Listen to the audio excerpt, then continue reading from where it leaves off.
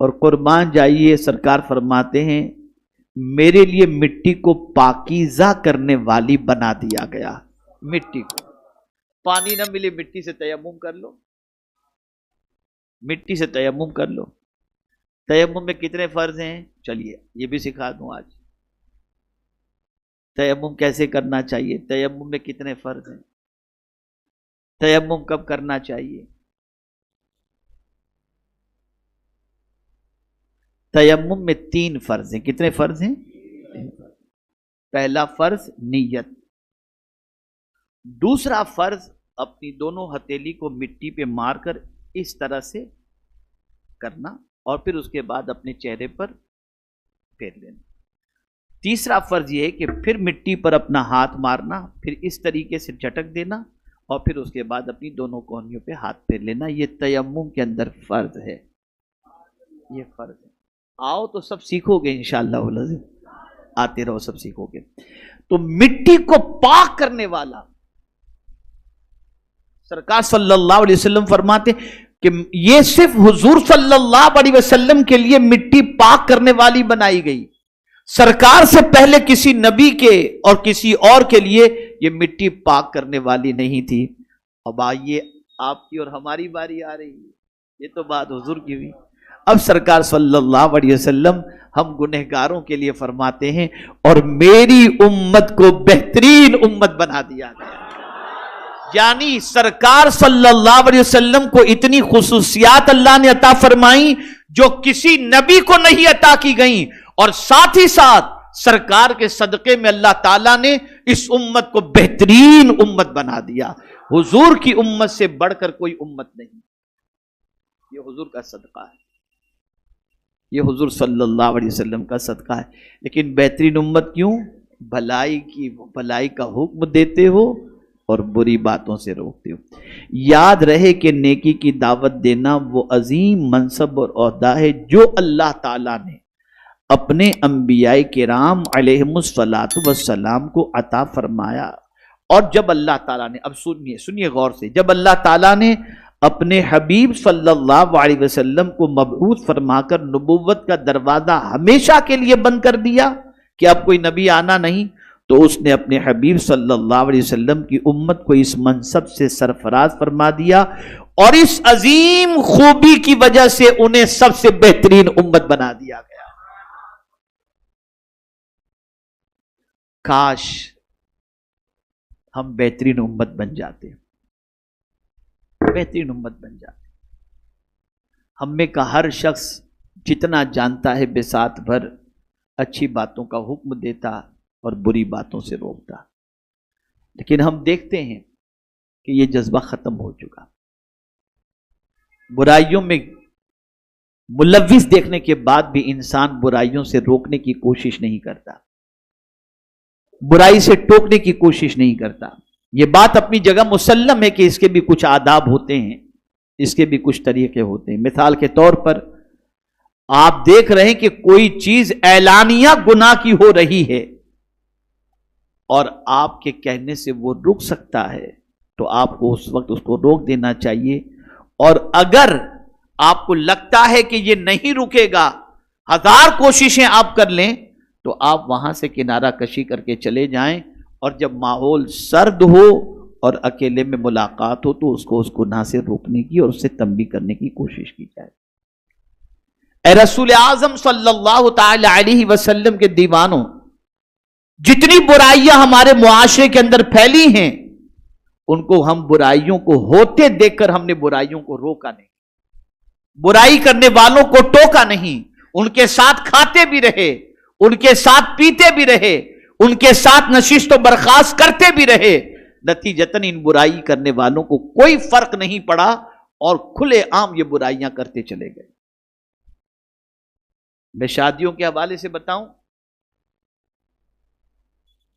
کہ مرد و زن کا اختلاط یہ حرام ہے، یہ حرام ہے. اگر ایسی شادیوں کے اندر جانا مسلمان بند کر دے تو ہو سکتا ہے لوگ اس طریقے کی شادیاں کرنا چھوڑ دیں. لیکن اب کون جائے، کون روکے؟ فلاں رشتہ داری، میں خود بتاتا ہوں الحمدللہ تحدیث نعمت کی خاطر کوئی بڑائی کی غرض سے نہیں. میرے قریبی رشتہ دار, بالکل قریبی رشتہ دار کے یہاں شادی تھی. میرے ڈر سے یا اللہ کے خوف سے یا میرے سمجھانے پر انہوں نے مرد و زن کے لیے پارٹیشن کا تھوڑا سا انتظام تو کیا, لیکن اسٹیج پر دولہا دلہن دونوں ساتھ میں بیٹھے تھے. میں جب گیا تھوڑی دیر بیٹھ کے چلا آیا, میں وہاں نہیں بیٹھا. ایک دم قریبی رشتہ دار کے یہاں ہونے کے باوجود اس کا احساس ہوا, اور اب دوبارہ اسی دوسرے قریبی رشتہ دار کے یہاں سے شادی کی دعوت آئی تو ان کو پہلے ہی ڈائریکٹ کہہ دیا گیا کہ یہ خلط ملط والی شادیوں میں جاتے نہیں. میں نکاح میں شریک ہو جاتا ہوں مسجد کے اندر, لیکن ایسی شادیوں میں شریک نہیں ہوتا ہوں جس کے اندر مرد و زن کا اختلاط ہو. اس لیے کہ کبھی کبھی ایسا ہوتا ہے کہ آپ شرکت نہ کریں, اس کا احساس ہو جاتا ہے, اور پھر اس احساس کی وجہ سے آدمی اس گناہ سے بچنے کی کوشش کرتا ہے. اور جو لوگ نئے نئے رواج عام کرتے ہیں, جیسے اب ہمارے یہاں چلا ہے پری ویڈنگ,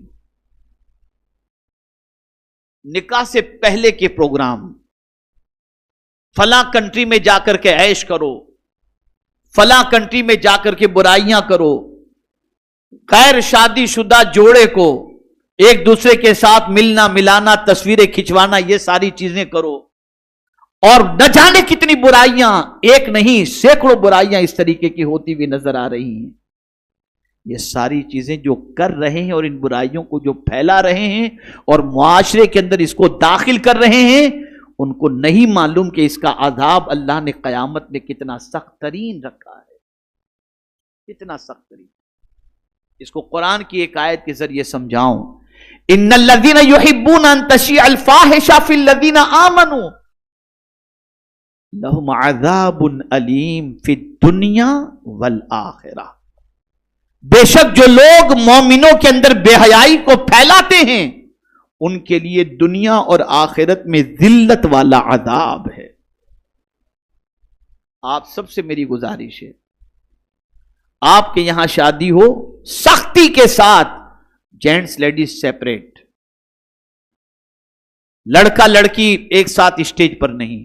اور یہ بات یاد رکھیں کہ جتنا اس کا اہتمام کریں گے, یعنی حضور کے فرمان کا اور رب کے فرمان کا جتنا اہتمام کریں گے, اتنی ہی زندگی کے اندر اللہ تعالیٰ بہاریں عطا فرمائے گا, اتنا ہی سکون عطا فرمائے گا. تو آپ ان چیزوں کو ذہن میں رکھو, اچھی باتوں کا حکم دو, بری باتوں سے روکو, کہ اس کی فضیلت یہ ہے کہ آقا کریم صلی اللہ تعالی علیہ وسلم ایسے لوگوں کے لیے خوشی کی دعا فرماتے ہیں کہ اللہ تعالیٰ ان کو خوش رکھے, شاد و آباد رکھے, اور جس کے لیے حضور دعا کر دیں یقیناً وہ ہمیشہ خوش ہی رہے گا. اللہ تعالیٰ آقا کریم صلی اللہ علیہ وسلم کے صدق و طفیل ہم سب کو قرآن و احادیث پر عمل کی توفیق عطا فرمائے. بس ایک حدیث شریف میں آپ کی سماعتوں کے حوالے کر دوں.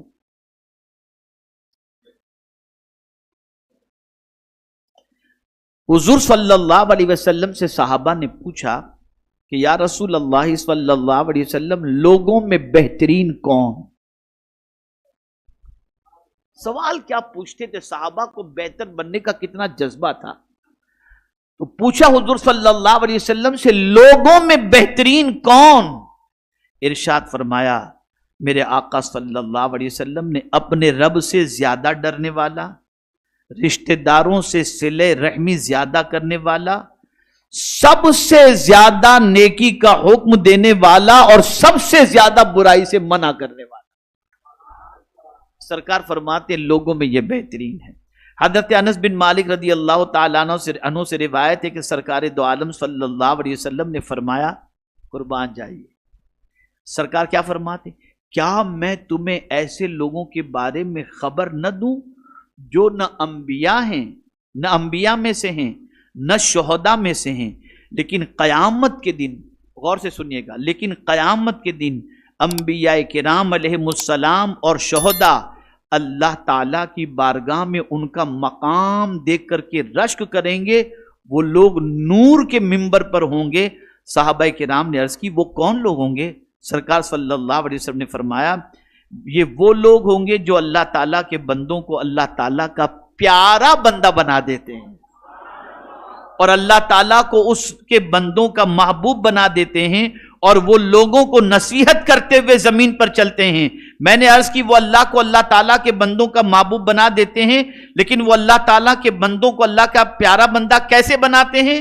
ارشاد فرمایا وہ لوگوں کو اللہ تعالیٰ کے پسندیدہ کاموں کا حکم دیتے ہیں اور اللہ تعالیٰ کے ناپسندیدہ کاموں سے منع فرماتے ہیں، تو جو لوگ ان کی اطاعت کرتے ہیں تو اللہ تعالیٰ ان سے محبت فرمانے لگ جاتا ہے۔ تو آج سے کریں گے آپ انشاءاللہ، کوشش کریں گے نا؟ گھر میں بچوں کو اچھی باتوں کا حکم دیجئے، دوستوں کو اچھی باتوں کا حکم دیجئے، بیوی کو اچھی باتوں کا حکم دیجئے، حکمت کے ساتھ، دانائی کے ساتھ، اچھائی کے ساتھ۔ اللہ رب العزت جل جلالہ آقا کریم رؤوف الرحیم علیہ تحیت و تسلیم کے صدقہ و طفیل مجھے آپ کو سب کو اللہ اور اس کے رسول کے ارشاد پر عمل کی توفیق نصیب فرمائے۔ میں آپ سے گزارش کروں گا کہ آپ ہر سنیچر کو آیا کریں اور ٹائم پر آئیں گے نا انشاءاللہ کہ نہیں آئیں گے؟ آئیں گے نا؟ آئیں بھی، اب لانا بھی ہے۔ آپ دعوت دیں گے نا، آپ کی دعوت پر کوئی آئے گا آپ کو ثواب مل جائے گا۔ اچھی باتوں کا حکم دیجئے۔ لوگ گناہ کے لیے بلاتے ہیں، آپ نیکی کے لیے بلائیے۔ کریں گے نا کوشش انشاءاللہ العظیم؟ اللہ تعالی ہم سب پر کرم کی نظر فرمائے۔ وما علینا الا البلاغ المبین۔ السلام علیکم ورحمۃ اللہ۔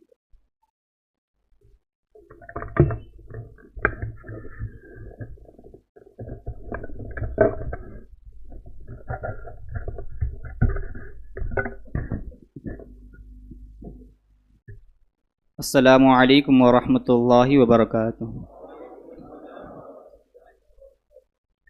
پڑھیے الصلاۃ والسلام علیک یا رسول اللہ، الصلاۃ والسلام علیک یا حبیب اللہ، الصلاۃ والسلام علیک یا نور اللہ، صلی اللہ تعالی علیہ وسلم۔ انشاءاللہ ہم آج لباس کے پہننے کے طریقے اور سنت آبا سماعت کریں گے۔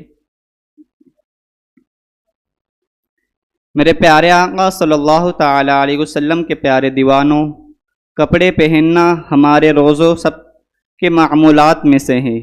اولاً تو یہ بات ہمیں ذہن نشی کر لینی چاہیے کہ اتنا کپڑا پہننا فرض ہے جس سے جسم کا اتنا حصہ چھپ جائے جس کا چھپانا ضروری ہے۔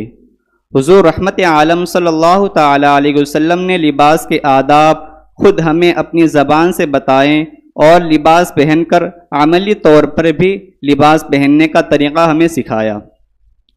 حضرت جابر رضی اللہ تعالی عنہ سے روایت ہے کہ رسول اللہ صلی اللہ تعالی علیہ وسلم نے بائیں آدمی کو بائیں ہاتھ سے کھانے، صرف ایک پیر میں جوتا پہن کر چلنے، ایک چادر اپنے اوپر لپیٹ کر ہر طرف سے بند ہو جانے اور کپڑے میں لپٹ کر اس طرح بیٹھنے سے منع فرمایا کہ جس سے سطر کھلا ہو۔ میرے پیارے آقا صلی اللہ تعالی علیہ وسلم کے پیارے دیوانوں، اسلام ہمیں شرم و حیا سکھاتا ہے اور سطر کا کھلا رہنا اسے ہر حال میں ناپسند ہے۔ ویسے تو نماز کے لیے سطر عورت کا مرد کا کم سے کم اپنی ناپ کے نیچے سے گھٹنے کے نیچے تک کا حصہ چھپانا اور عورت کا چہرے، ہتھیلی اور پنجے کے علاوہ پورا بدن چھپانا شرط ہے۔ اگر ان میں سے کچھ حصہ بھی کھلا رہ گیا اور دوران نماز کھل گیا تو نماز ہوگی ہی نہیں۔ نماز کے علاوہ عام حالت میں ایسے مقام پر بھی سطر کھولنا حرام ہے جہاں لوگوں کے دیکھنے کا اندیشہ ہو۔ البتہ اگر بند کمرے میں کسی کا سطر کھل جائے تو اگرچہ یہ شرعاً گناہ نہیں مگر پھر بھی شریعت نے اسے ناپسند فرمایا ہے اور اس سے مسلمان کو منع بھی فرمایا ہے۔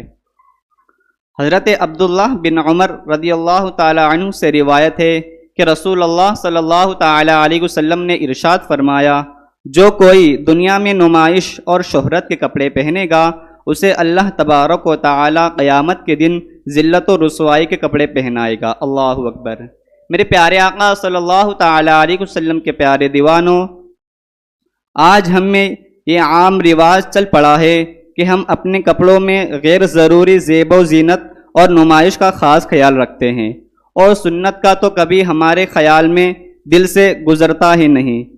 ہمارے نوجوان کو صرف یہ بات پتہ چل جائے کہ کسی ایکٹر اور فلمی ہیرو نے فلاں قسم کے کپڑے پہنے ہیں تو اسے حاصل کرنے کے لیے وہ ہر ممکن کوشش کرنے لگتے ہیں۔ اس روایت سے ہمیں اندازہ لگانا چاہیے کہ نمائش، شہرت اور فیشن والے لباس پہن کر تو ہم بڑی مسرت اور خوشی حاصل کریں گے، اب قیامت کے دن جب ذلت و رسوائی ہمارے ہاتھ آئے گی تو کیا ہم اسے برداشت کر سکیں گے؟ ہرگز نہیں۔ میرے پیارے آقا صلی اللہ تعالیٰ علیہ وسلم کے پیارے دیوانوں، لہٰذا ہمیں چاہیے کہ ہم لباس میں اپنے نبی کریم صلی اللہ تعالیٰ علیہ وسلم کا طریقہ اپنائیں تاکہ قیامت کے دن ہمیں سرخروئی حاصل ہو اور اللہ تبارک و تعالیٰ ہمیں عزت کا لباس پہنائے۔ اللہ تبارک و تعالیٰ کی بارگاہ میں دعا ہے کہ ہمیں کہنے سننے سے زیادہ عمل کی توفیق عطا فرمائے۔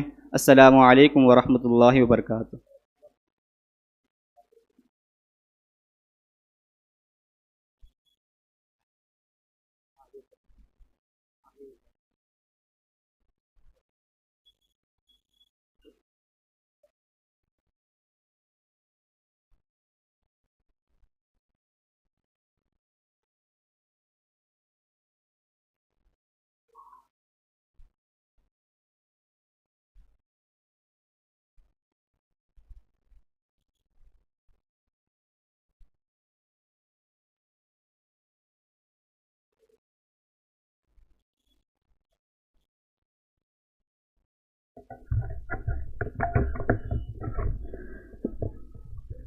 السلام علیکم ورحمۃ اللہ وبرکاتہ۔